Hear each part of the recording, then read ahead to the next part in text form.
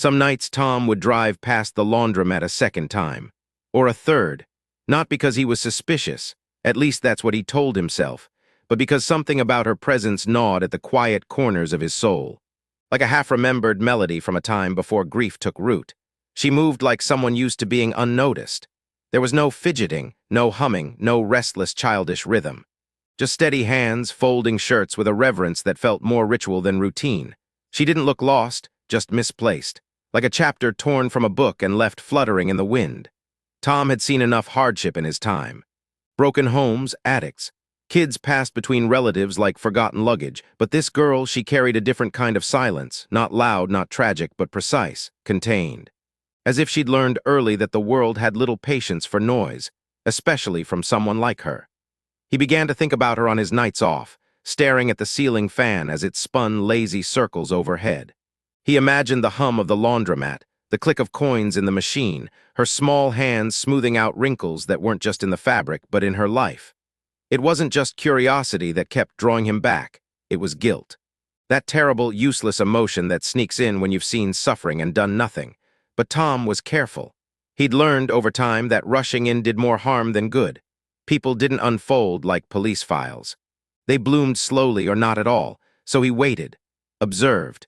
Noticed the little things, how she always arrived at the same time, how she checked over her shoulder before entering, how she never carried a phone. On colder nights, she wore gloves with holes in the fingers.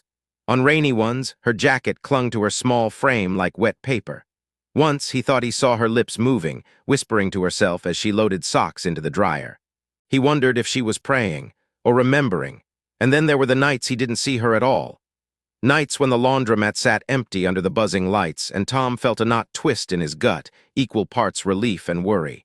Maybe she'd found a safer place, or maybe she hadn't. He didn't even know her name. But she had started appearing in his dreams, always in fragments, standing in a field of wind, sitting by a river with her knees drawn to her chest, or simply looking up at him with eyes too old for her face. Tom had never believed in signs, not really. But this felt close, like the universe was nudging him toward something he hadn't yet admitted to himself. One night, as the wind howled through Main Street and the sky churned with a storm not yet broken, Tom pulled his cruiser to a stop and just sat. Hands on the wheel, eyes on the laundromat. He watched her through the glass, her silhouette framed by spinning machines, her world, such as it was, glowing in fluorescent stillness. And he wondered how long had she been carrying this life alone? How many people had walked past her without seeing?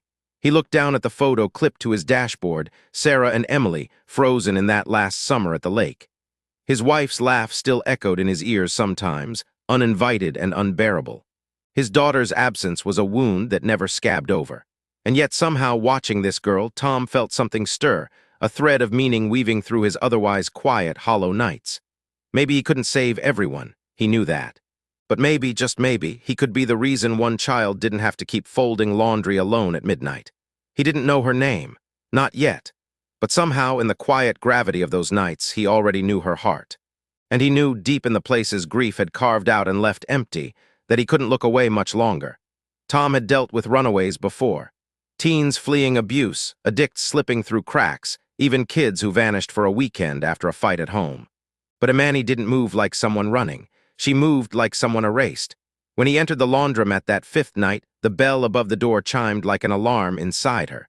She froze mid-fold, shoulders stiff. She didn't bolt, but she didn't speak either. Just stared at him, eyes wide, arms protectively circling a stack of worn T-shirts like they were the last things tethering her to this world. He introduced himself. "Sheriff Hollies," he said gently, crouching to her level, pointing at the badge not as threat but as promise. "Imani," she whispered, that was it, one word, a name that felt like it carried too much weight for someone so small. He didn't press further, just nodded and stepped back. Moments later, the woman entered, black, mid-S. Comfortable in the way she moved, like someone who'd been here before. She smiled and called out, "Hey, Imani," like it was routine. But Tom noticed what most wouldn't. Imani didn't run to her. She didn't even rise from her spot.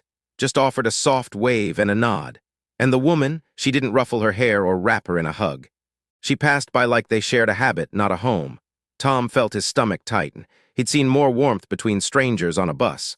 The woman didn't linger. She loaded a machine and pulled out a magazine. Imani moved to the corner like a ghost returning to familiar walls. Tom left without saying more. But the unease walked beside him the whole night. It was the following evening that changed everything. Tom adjusted his route, lingering at a distance. When he saw her emerge, bag in hand, he turned off his headlights and followed slowly. She didn't notice. She didn't run. She simply disappeared into the shadows like she'd done it 100 times. He tailed her across cracked sidewalks, past chain-link fences and empty alleyways, until she reached the edge of town.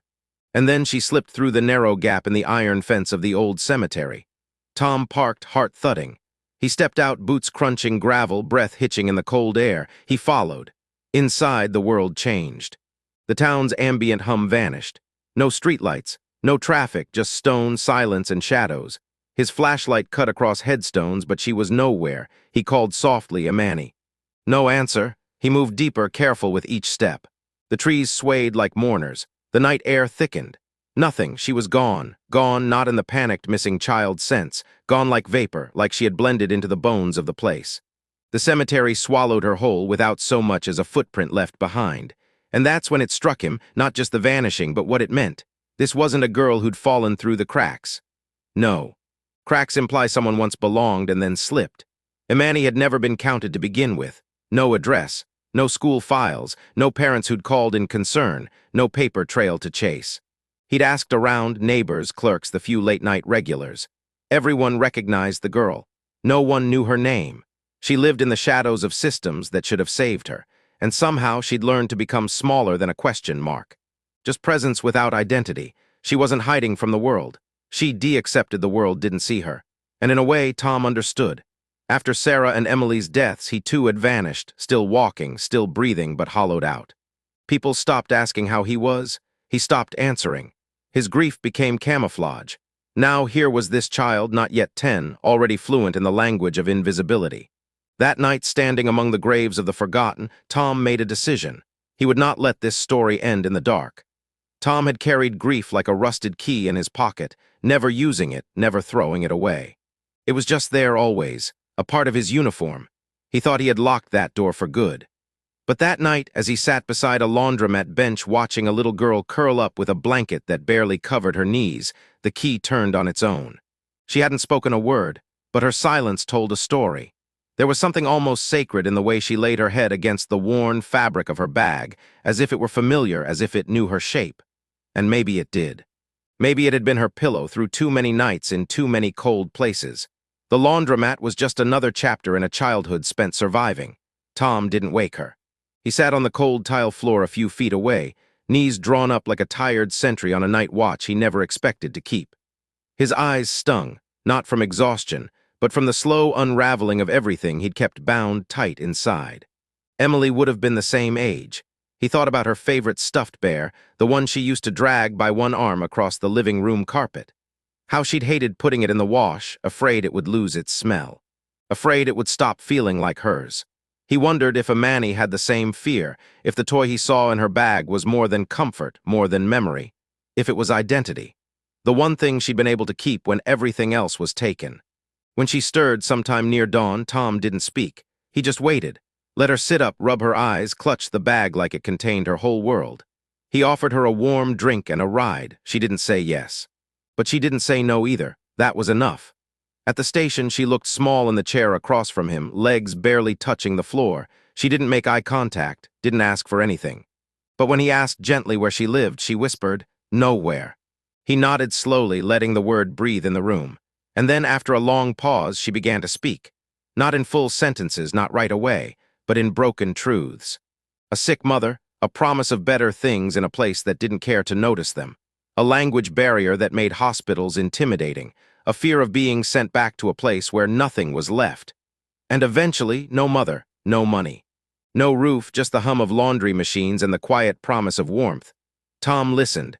Not like a cop, like a father. He didn't take notes, didn't interrupt. He just let her finish. Let her own her pain, as if it were the only thing she had that still belonged to her. And in her trembling voice, in those fragile syllables drifting through the office like smoke, he heard himself. Because grief doesn't always scream. Sometimes it whispers through children's lips, half afraid, half hopeful. She wasn't running away.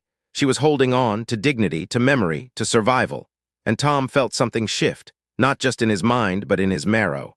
She wasn't a stray in need of rescue. She wasn't a headline. She wasn't some pitiful silhouette in a system built on blind spots. She was a human being, and she had done the impossible, kept herself alive in a world that had already decided to forget her. He saw Emily in her, but he didn't mistake her for his daughter. He saw her because of Emily, and because of Emily, he understood what it meant to lose a child. And now, staring across the desk at one who had lost everything but her own heartbeat, he realized this wasn't about filling a void in his life. It was about giving someone else the chance to have one. Imani didn't ask for his help. But sometimes the loudest cries come from the ones too tired to make a sound.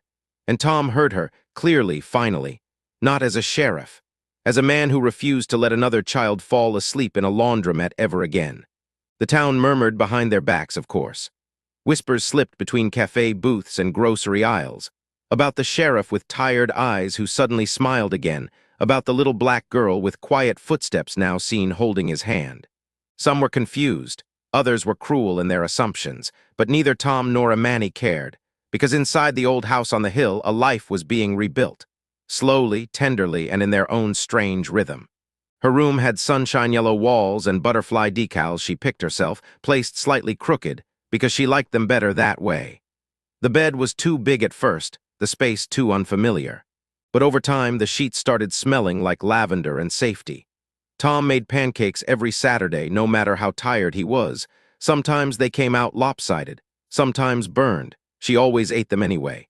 He told her bedtime stories from memory, some made up, some about his daughter, always ending with hope. And when she had nightmares, he didn't knock. He simply sat outside her door with a book, letting his presence be the lighthouse. She never asked him to explain what had happened to Emily. She just listened when he spoke of her. At the graveside, she laid her flowers with a reverence that said, "I see you, and I know you mattered."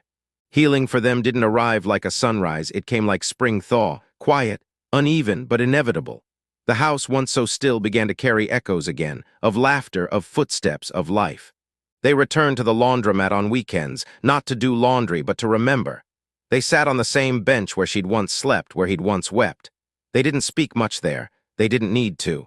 That place had become hallowed ground, not for the pain it held, but for what it had begun. A story not of rescue, but of recognition. Of two souls, weathered and bruised, choosing to stand still long enough to be seen. One morning, Tom poured coffee at the kitchen table, sunlight pooling on the floor. Imani sat across from him, legs swinging, chewing toast. He looked at her, not just at her face, but into the calmness she now carried. And without thinking, he asked, "What if I hadn't found you that night?" She didn't hesitate. She swallowed, smiled soft and sure, and said, "But you did, and that saved both of us." The words settled like sunlight through a window, warm, quiet, irrefutable. In that moment, Tom felt something in him finally lay down. Not his grief, it would always walk beside him, but the belief that he was meant to walk it alone. They were not a perfect picture. They were stitched together with thread pulled from loss and patched with late-night promises. But they held. And in the holding, they learned that love isn't always loud or obvious or built on shared blood. Sometimes it's a chair pulled closer during silence, a second plate set without question, a hallway light left on just in case. And for the first time in years, Tom no longer dreaded the night. Because now, when he turned out the lights, there was another breath rising and falling down the hall. Another life beside his own. Two broken hearts healed not by forgetting, but by choosing to begin again. And in that ordinary house, with its crooked decals and burnt pancakes, not a single night was lonely anymore.